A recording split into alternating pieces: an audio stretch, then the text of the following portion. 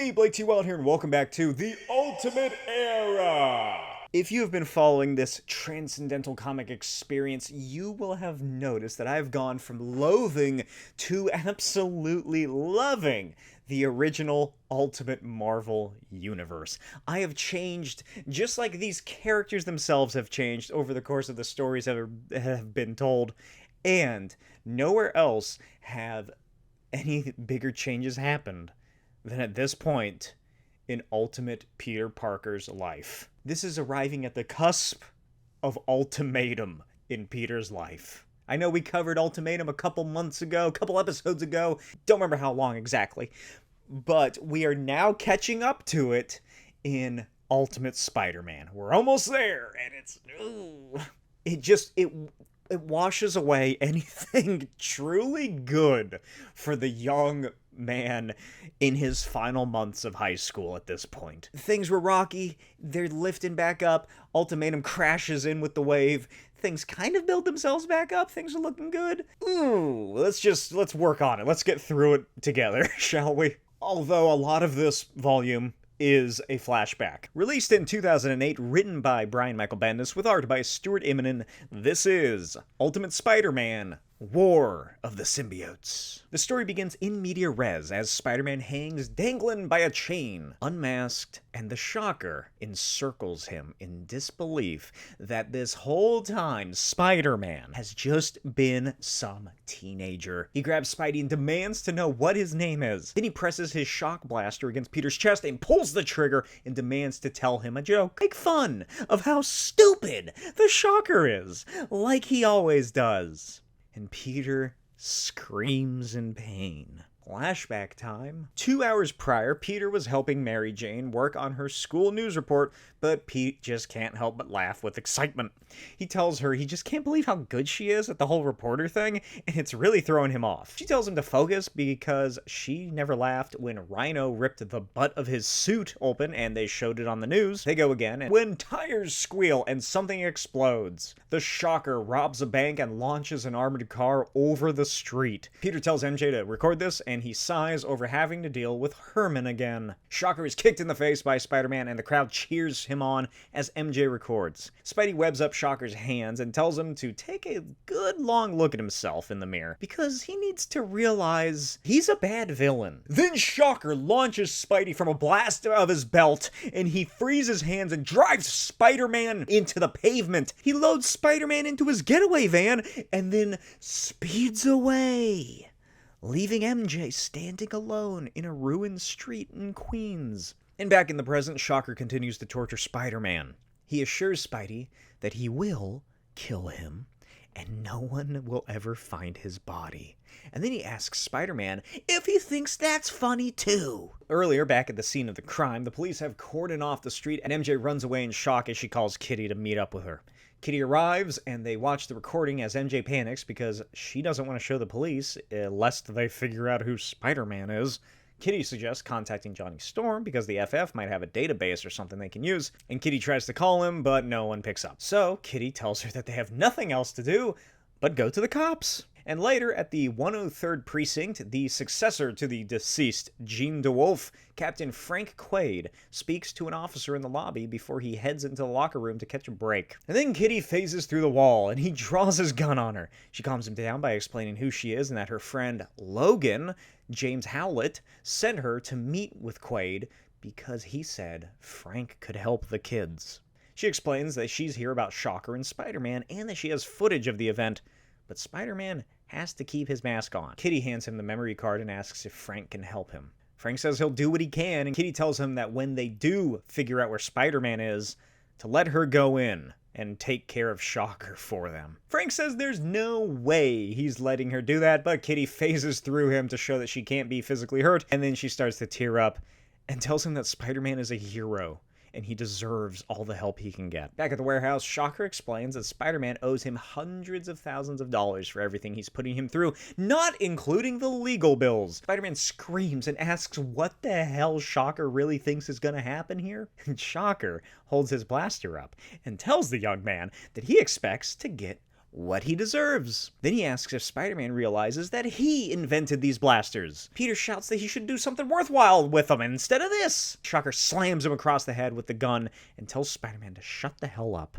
about helping people, because no one ever helped Herman. Peter tells him that he actually feels sorry for the Shocker, because all this time he thought he was just some dopey villain, and he never realized that he was in actual pain like this. And then Shocker blasts him endlessly and screams that Spider-Man has no idea what he's talking about. Peter groans and tells Herman that he's going to get caught because people saw him, and asks if he wants to get caught, if that's what this all is. Shocker gets right in his face and asks if he would have attended MIT, worked at Roxxon for years, and gave them everything because he wants to be sent to jail. Peter asks about Roxxon, and Shocker tells him that he invented his blasters there, among with many other things, mostly weapons. Why? Roxxon is a pharmaceutical company. Why were you making weapons? You wouldn't understand, because in the real world, rich people screw over everyone. Not in a cliche villain way, in a cruel and inhuman way. They take those who are creative or imaginative, who have a vision for the future, and they steal from them, and they destroy them. Why? Maybe because they hate those of us who are creative. They need us, and they hate that. They hate us because they know they will never be like us. No matter how much money, how many babes, how many houses, how many boats, they will never have that feeling. The rush of making something from nothing. But what are they doing? Why? Kid! They rule the world! Corporations rule the world. Faceless, power-wielding corporations. And Roxxon is one of them. So there! They took mine, and I'm taking it back. But you're always standing between me and what I have earned. And now, I'm going to do this.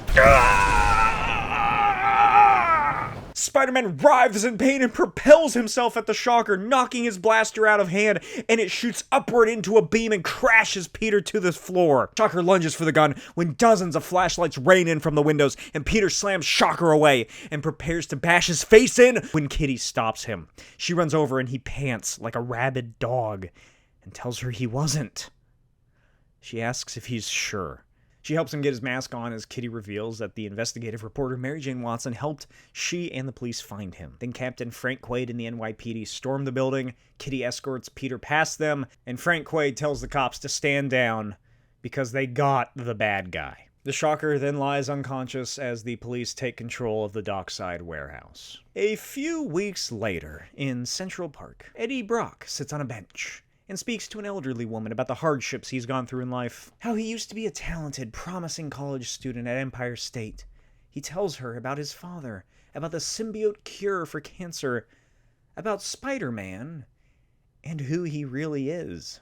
Eddie wonders if he's actually dead, and everything that he's currently experiencing and has been over the past few years has just been some sort of weird death dream after he was horribly electrocuted while fighting Peter in Queens, and wonders if he's actually in hell. He harkens back to the horrible pain of dematerializing in electricity and rain, how everything went black. And then he woke up. Then it woke up. And he was in a park watching a woman. And it was hungry. And it took her. He tells this story to the nurse that sat down beside him, how his whole life feels like a dream, that he goes in and out of delirium constantly, like there are two minds operating independently, controlling his body, and it's constantly hungry. Eddie recounts when he came out of this delirium, the control of the other, and stumbled his way into the battle between Spider-Man and the Rhino about a year ago, and how he felt something new. The goop suit longed for Peter. It desired to absorb him back into itself, and as Eddie fought the transformation, Spider-Man swung away, and he passed out. And that night, Eddie woke up and stumbled through the destroyed cordoned-off section of city, and Silver Sable and her wild pack hunted him. and eventually cornered him. They unloaded their specialized rifles on the Venom symbiote as it attacked, and just before Venom killed them, he's blasted in the back by Silver Sable. Venom springs up and lunges at her, and she unloads her energy gun on the creature, and it tackles her to the ground, launching her down the street and into a cab. She lifts herself up and watches as the wild pack open fire, and Venom escapes. And back in the present, Eddie tells this all to two young women. He continues his Forrest Gumpian tale that after he escaped, he crashed in an alley and fell asleep in a pile of boxes and trash. The old man he's seated next to listens intently, as Eddie tells him he's not sure how much time has passed, but the next thing he remembers isn't a blur. Instead, it was him arriving at the Metropolitan Museum of Art, and that familiar Venom sense overtaking him. A mind coalescing over his own, and he watched a convoy of school buses arrive and saw Peter Parker and Mary Jane emerge from a field trip. The student body all head inside, and a little later, Peter dries his hands in the bathroom and gets a horrible feeling, and Venom smashes through one of the windows. Peter hears the ruckus outside and quickly changes into his costume. Spidey rockets out into the museum and is shocked that he finds Venom. Venom roars at him and lunges after the hero. Spidey dodges Venom's lumbering attacks as they fight out of the museum and into the street, and Venom is blasted once again by Sable and the Wild Pack. The creature screeches in pain over Spider-Man as they continue their barrage. The symbiote dissipates entirely from Eddie, and he falls unconscious as Sable orders her team to load him up and haul him out. He thanks Spider-Man for the help and suggests that he should go see a doctor, then they speed off. And in the present, the man that Eddie speaks to on the bench recognizes him from the news about the museum monster. And then Venom overtakes him and the man screams as he is consumed. Spider-Man swings through the sky, leaving work at the Daily Bugle when he spots something whiz between the buildings, leaving a trail of strange light. Peter hoofs it and discovers the ultimate beetle. He calls out to the figure with all sorts of quips and jabs as he tries to keep up, but the beetle simply looks, then blasts their wrist cannons at Spidey. He dodges, but the projectiles track him down as he panickedly escapes the orbs. Finally, he's able to divert them and webs them against a wall and manages to catch up to Beetle and leap upon his back. Beetle flips around and swings Spidey off and tries to blast him once again. Spidey webs himself onto the flying fiend, and Beetle protrudes a blade from their gauntlet and cuts the webbing. Beetle soars through NYC, taking turns over buildings, and finally manages to lose Spider-Man before heading into the Roxxon headquarters. Spidey sits beside a nearby skyscraper and watches as Beetle vibrates through the wall. And in one of the massive Roxxon lab floors, Beetle walks through, spied on by Spider-Man. Oh, that's why they call him that! Beetle accesses a locked door terminal, cracks it open, and enters a secure lab room containing a plethora of vials. An unwitting security guard just happens to be making his rounds and comes across the insectoid interloper, but before Beetle can off him, Spider-Man bashes through the window and takes the villain's attention away. Spidey dodges and maneuvers as Beetle blasts him. Spider-Man fires a web and catches Beetle's hands, causing them to drop a vial of black goop. As the security guard radios this in, Spider-Man faces off against the terrible Beetle and slams his fists into the foe's face, but an energy shield captures his arm and Beetle rockets out of the building. Spidey lies on the ground in pain as the pepper spray shield dissipates around him and discovers what was in the vial.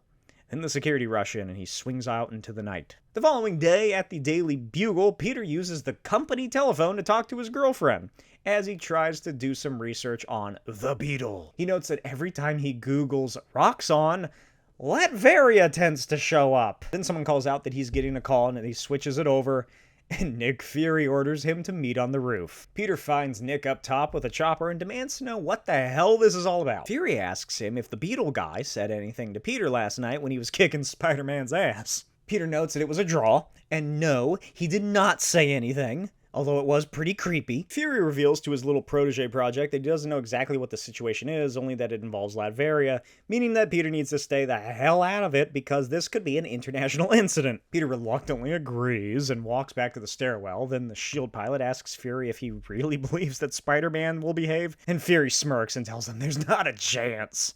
That was the whole purpose of this conversation, because Fury knows that Peter's not going to listen to his orders, but he especially won't listen to him if Fury orders him directly not to do something. Meanwhile, Eddie Brock wakes up in a special cell designed just for him, and he comes face to face with Adrian Toomes. and Bolivar Trask. Eddie sits up in a panic, and Trask introduces himself and apologizes for the condition that he's in. Toombs introduces himself and explains that he once worked with Eddie's father and Dr. Parker. Then Trask cuts him off and informs Eddie that they have gone through great lengths to find him and get him here, to help him. He tells Eddie Brock that they can help him remove the parasitic suit that has attached itself to him and get his life back on track. Eddie asks why, and Trask puts it bluntly. It's worth billions of dollars. Eddie tells him it's his father's goop suit, not his. And Trask shuts him down that his company are technically the owners because Brock and Parker worked for him when it was made. Toombs explains that the parasitic goop suit will eventually kill Eddie because it needs to feed, and without anything or anyone, it will turn in on the host, meaning that they can either remove it for him or just leave him in a cell until they just have to pick it off of a skeleton. But Eddie turns into Venom and attacks, and is quickly repelled by electrified walls. Trask whispers that they're lucky it actually worked, and Eddie, drooling, asks what they need to do first to get the suit off of him. A few days later at the Parker residence, MJ and Peter discuss the strange and dark reality that is Eddie Brock coming back. Not just coming back, but somehow having survived the explosion that seemingly destroyed him entirely. Peter tells MJ that he feels guilty because she could have really gotten hurt back there, and MJ jokes that it'll make a great book one day. Peter retorts that she can only write a book about this when he's dead, noting that if anyone should write a book, it should be him. MJ argues that she's a better writer of the two, and Peter whispers that his will sell better. Then they both laugh, and then things return to a more serious side as Peter conducts his research. He pricks his finger and draws a blood sample, inspects it, and finds things in his blood. Then Peter's computer starts going off because he set a Google alert up for anything regarding Eddie Brock and Venom. And he suits up. Flashback in a flashback time, 30 minutes prior to Peter and MJ in the basement at Trask Labs in Midtown Manhattan. Eddie and the Venom symbiote are submerged in a containment unit as everyone sits around watching patiently for the extraction to begin. Then the beetle crashes through the building, Wildpack opens fire, and the insect soars around the room and makes a beeline for Venom, dispersing knockout gas. Everyone goes under as Beetle hovers over the tank. Then they begin operating with their high-tech gauntlet and shut down the stasis field. Venom watches and demands to know who this is before it. Then a vial is dispersed from Beetle's gauntlet, and Venom shoots a tendril around their neck. Beetle slices it off and stores it away and soars off. Venom roars in anger as it works to break free of its bounds, and once it does, it eats an unconscious lab tech and smashes out of the building and into the city. Not long after, Venom lands atop the beetle and the two crash down in New York. A horse cop arrives and opens fire, and Venom just eats the fucking horse. Venom grows larger and roars. Then Spiderman arrives, kicking Venom down the street into a cab. Creature roars and leaps at him. Spidey webs its face and thwacks him away when he succumbs to a spider migraine and crashes to the ground. They both lie in aching pain as the symbiote leaves Eddie's body and begins slithering for Peter, and it overtakes him as Eddie calls to it, pleading with it to come back, and Beetle just kind of watches.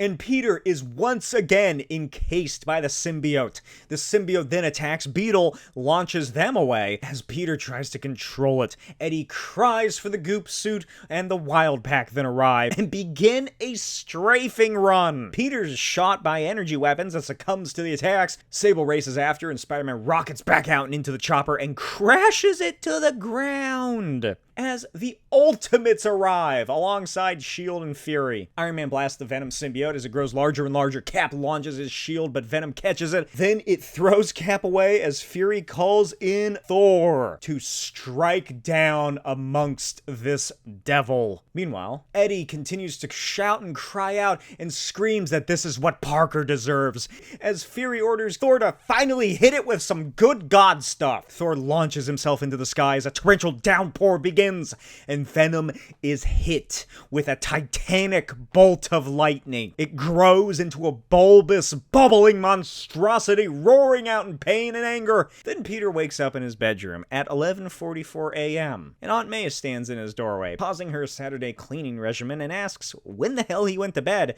if he's just now waking up. She tells him that she can't have him running around at all hours. He needs to get back home on time because she fell asleep in the living room and woke up to see a giant monster attacking New York last night. Peter apologizes, and Aunt May asks that he go and make something of his day. So Peter heads downstairs into the basement, trying to piece together what happened, and discovers that his suit is missing, and that he has an email from One-Eyed Eagle at ultimates.gov telling him to head over. Peter pulls out his spare costume and swings out of Queens and hitches some boat rides out to the Triskelion. Waiting at one of the docks, he finds Nick Fury and Iron Man. Tony immediately begins asking him questions as Peter asks, "What happened?" Fury informs him that he got into a jam and Fury got him out, like usual.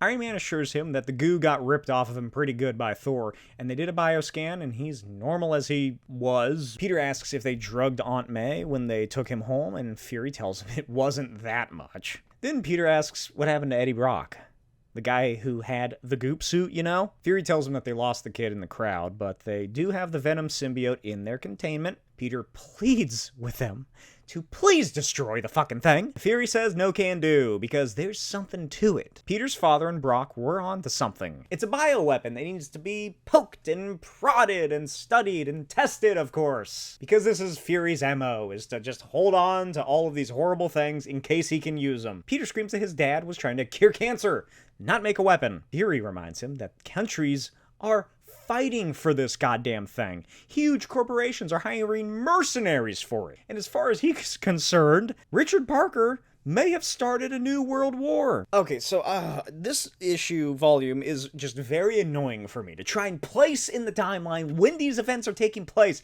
Because like I said, most of it is just flashback upon flashback. It's just the past is happening. So now we jump ahead, but not all the way to the present, from when Peter was kidnapped by the Shocker and, fought Magneto, helped Liz Allen come out as a mutant and all that. So this is 2 months or so before that. At Rikers Island, Kirk Connors is met by the warden during lunch and informed that he is being transferred to the Triskelion. A month after that, Gwen Stacy's clone sits in the S.H.I.E.L.D. interrogation cell at the Triskelion. She's asked basic questions. They ask her things about the real Gwen Stacy's life, up to the point that she died anyway. This version still thinks that she's 16, she knows her dad's dead, and her mother abandoned her, etc. They ask if she knows what's wrong with her, and she says no, she doesn't. But she imagines it has something to do with the blob monster that killed her. And in the control room, Tony stands with Kirk Connors and administers more questions to Gwen. Connors is in utter disbelief that the creature that he created has effectively become Gwen Stacy. Kurt asks if he can see it in person, and Tony pleasantly asks Gwen if she can turn herself into the monster for them. She's apprehensive, but says she can try. Then a massive explosion rocks the entire facility, and the power goes out as the Green Goblin leads a prison break through the Triskelion. And we all know how that turned out. And a stunned Gwen Stacy somberly walks down the hall as Green Goblin watches her go past. Gwen eventually finds her way to the surface and witnesses the S.H.I.E.L.D. choppers tracking Goblin and their subsequent destruction, and about half an hour later, Gwen Stacy emerges from the bay at a pier. And now we're almost caught back up to the present. At Midtown High, Peter and MJ sit out on the grass when a dirty and disheveled Eddie Brock appears before them. Peter demands to know why he's here, and Eddie steps up and tells him that he needs the goop suit back. He threatens to go to the press with the secret identity of Spider-Man if Peter doesn't help him get the symbiote back. Peter points out that it has been quite a while since S.H.I.E.L.D. confiscated the thing, and Eddie has finally been freed of it. Peter suggests that he just get over the whole ordeal and move on with his life and go back to being a normal person who doesn't hang around high school parking lots. But Eddie tells him that he better get it back, or else. And then he walks away. What the fuck is he gonna do? He's just a dude. That afternoon, as a hard rain hits the city of New York, Spider-Man swings through the streets wondering what the hell he's gonna do. He's already tried the Fantastic Four, but they weren't at the Baxter Building. He can't go to S.H.I.E.L.D. because Fury's still gone, and Peter doesn't trust or want to deal with Danvers, so he decides on the Ultimates. As he swings towards Fifth Avenue for Stark Mansion, he arrives right as the Quinjet lifts off from their built-in hangar and flies away. So instead he goes to the Daily Bugle, sopping wet, trying to figure out what the hell to do. do. It's all just too much for him. First there's Roxxon and their shady doings and going-ons. Now he's dealing with Trask and their shady doings and goings-ons. And on top of that, there are supervillains and mercenary teams that just seem to come out of the woodwork. Eddie Brock is back from the dead again, and it's all too much for this 17-year-old high school student. Peter eventually finds an article from Trask Industries regarding the symbiote effect, as Richard Parker has coined, and Robbie asks if Peter's going to be working tonight. Peter tells him no, he just had to check on something, and Robbie tells him to stay safe in this bad weather when he heads out into the city. Peter continues searching through the databases that the Daily Bugle has access to, finding not much. So he heads out as Ben Urich watches. And then he walks over to the computer and wonders what the hell Peter's looking into. About an hour later, Peter swings into Forest Hills as rain continues to pound the area. He climbs into his bedroom when his spider sense goes off, and a ragged, half-forming voice tells Peter she's sorry. She tried so hard not to come back and ruin their lives, but she's having so much trouble and she doesn't know what to do. Peter slowly steps towards Gwen, shocked to see that she's not dead again.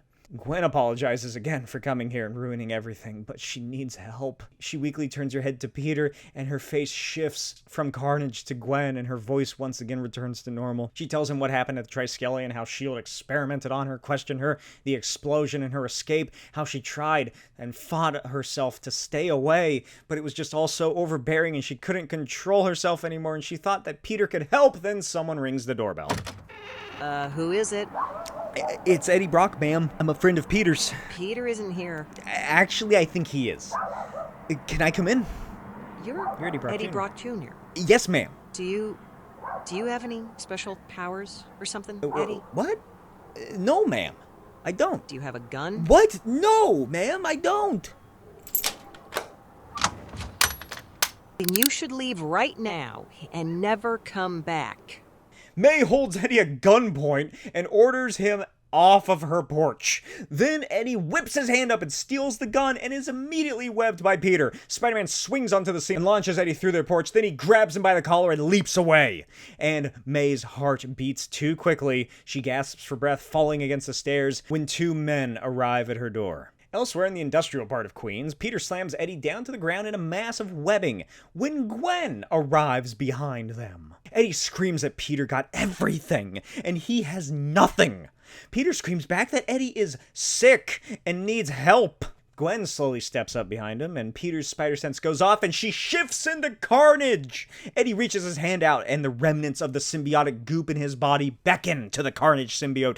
Carnage tendrils itself out, and Eddie celebrates that all he needed was more goop. He siphons the Carnage symbiote into himself and grows larger and larger. Peter tries to separate them, but he's smacked away. The symbiotes battle through the facility until Venom totally ensnares Carnage, absorbing its essence into itself and leaving a stranded Gwen Stacy stuck inside. She then falls out of the Venom behemoth, and it roars wildly into the starry night. Peter swings in and tackles Venom into a dry dock as Gwen runs to watch. Then Iron Man and a battalion of Hulkbusters arrive, and Venom tells Peter that there's no need to fight, because he has what he wants, and now he'll leave him alone. And Venom fuses itself between drains of a grate and disappears. Several tiring hours later at the Triskelion, Gwen sits in the interrogation cell with a water and a candy bar.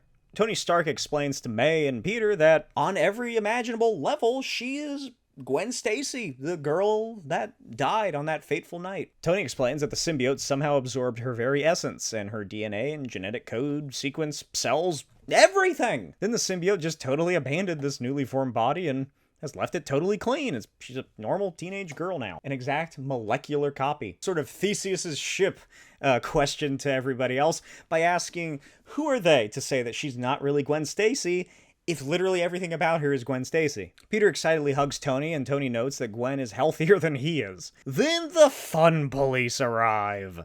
Director Danvers informs them that Gwen is staying right here in the Triskelion.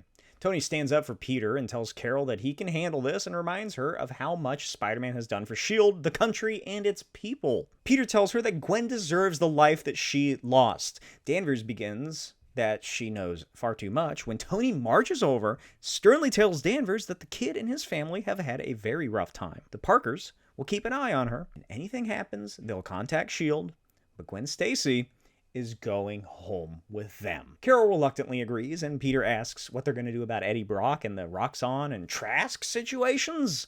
Danvers informs him that people are looking into it. Top people. Tony notes that someone like Brock won't bother them again, especially not after he got what he wants. And if he has any brain in that goop, he'll leave the country.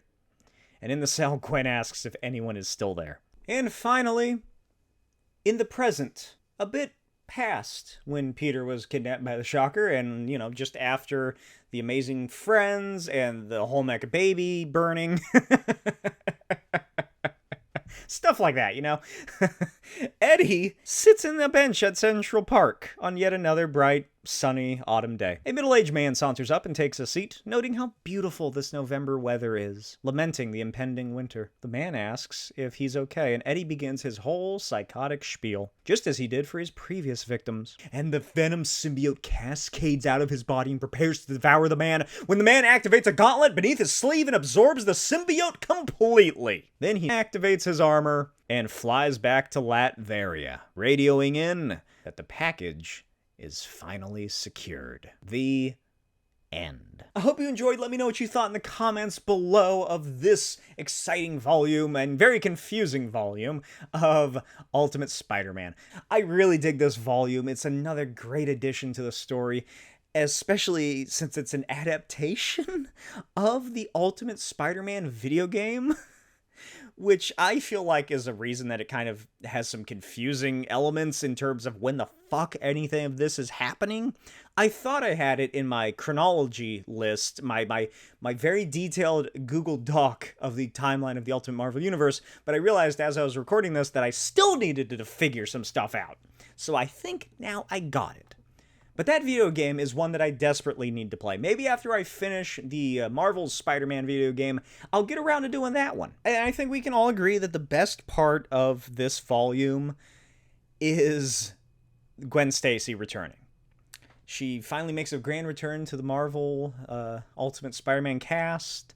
We saw her about several volumes ago, about a month and a half ago, I suppose, in the timeline, leaving confusingly in the Triskelion, but I'm glad that she's back, although stuff does get a bit odd with her in the future, but we'll get there when we get there. Eddie Brock, however, almost like how Kitty and Liz kind of swap places between the X-Men and Midtown High, so too does the Gwen Stacy clone and Eddie Brock switch places in the cast of Ultimate Spider-Man, because he's never seen again. He is presumably killed by Dr. Doom.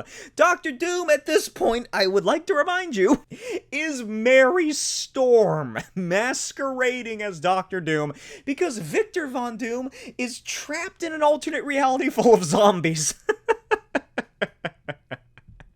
Shocker is shockingly given some really nice depth to his character. I do like this version and the reasoning he is the way he is, because he's just constantly, up until this point, obviously been made the butt of jokes. He sort of acts as like an interim little villain for Spider-Man to fight between the major villains, so that's usually when we've seen him, but now he shows that he is not to be trifled with, and he has had enough.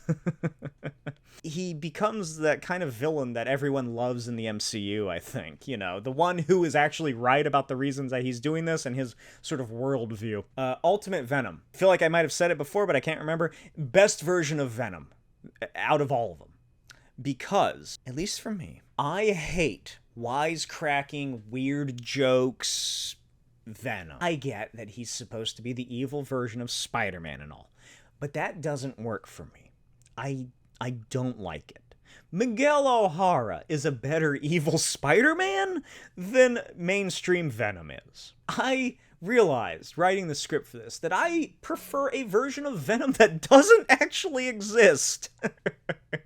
The monstrous, violent horror show that is clinging onto Eddie's psyche. And that's why I prefer this version of Venom, because that's the closest we've ever really gotten. Even like Venom the Hunger, the other one that was creepy and weird in the 90s, those still like play up some gag aspects of it. Marvel's Ultimate Venom is just such a great version of just a fucking monster. I love the character. Eddie Brock is a creep.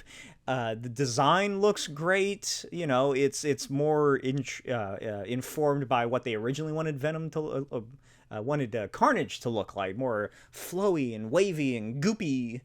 And especially the monster version of Venom that we see in this volume. That looks fucking bestial. And we also get some nice Tony Stark stuff. He's always really been the most likable member of the Ultimates, tied up there with Thor, obviously. Sure, he works for a massive military-industrial complex, but he's really the person, aside from Spider-Man and Thor, who does this out of altruism. He was the first major superhero to exist in the Ultimate Marvel Universe, in the modern day, of course. And he becomes Iron Man to help the world and help people after his cousin was killed. And I really love how much respect he has for Peter Parker. He fights for Peter. He sticks up for him against, like, the other Ultimates and S.H.I.E.L.D. people and whoever else. And it's a really nice thing to see. I really dig that aspect of it. I really like Ultimate Tony Stark as well. But this is just the penultimate volume before things go from bad to far, far worse for Peter Parker. You know, we saw, oh no, he got a B- in home ec. Oh no, he got kidnapped and tortured by the Shocker for a couple hours. Next volume, we cut ahead about a month, and that is the Ultimatum crossover. So let me know what you thought in the comments below, what your thoughts were on the future of Ultimate Spider-Man and Ultimate Era, as well as this issue that we discussed today. As always, check out my Patreon, patreon.com/Smokey's videos, where you get early access to videos, commentaries on my comics and movies as well. Check out my Etsy shop, blaketwild.etsy.com, to pick up physical copies of my comics. Every purchase comes with a free head sketch of any character of your choosing. Check out my podcast, the Comic Shtick Podcast, where I discuss comics and pop culture and movies and whatnot, as well as I Need Some Disney, where my Disney-obsessed wife and I discuss all things Disney. And also check out my second YouTube channel, Smokey's Save File. It's gaming. It's me being very bad at video games, and I also kind of sometimes do a podcast over there called Gamer Milk. Check those out. Really helps me out. I'll see you next time. Bye!